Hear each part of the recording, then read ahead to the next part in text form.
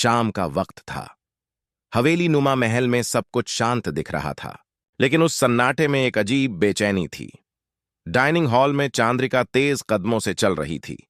उसकी आंखों में आग थी, चेहरे पर तिलमिलाहट। नौकरानी डरते हुए पीछे हट गई। कहाँ है वो दोनों, वासुधा और देव? उसने ऊंची आवाज में पूछा। अंदर से आवाज आई, मां क्या हुआ? देव बाहर आया, लेकिन उसकी नजरें झुकी हुई थीं। उसके पीछे वासुधा भी आई, हाथों में पूजा की थाली लिए। उसने धीरे से कहा, मां जी, सब ठीक तो है? चांद्रिका ने ठंडी हंसी हंसी। ठीक?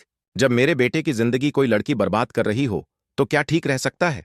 उसकी आवाज में वो पुराना गुस्सा था जो वासुधा के घर में कदम रखते ही शुरू हुआ था। वासुधा ने संयम से कहा, अगर मैंने कुछ गलत किया है तो बताइए मां जी, मैं सुनने को तैयार हूं। लेकिन चांद्रिका सुनने के मूड में नहीं थी। उसने देव की तरफ मुड़कर कहा, तुम्हारे पापा की इज्जत दांव पर लगी है और तुम इस औरत के लिए खड़े हो? देव ने सिर झुका लिया।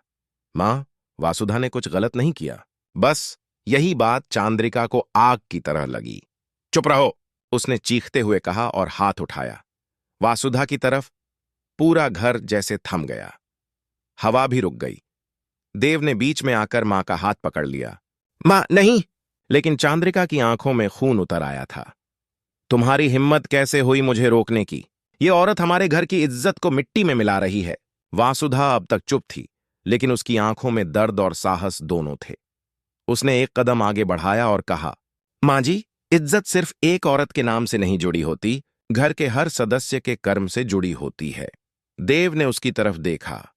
उसमें डर नहीं था, बस सच्चाई थी।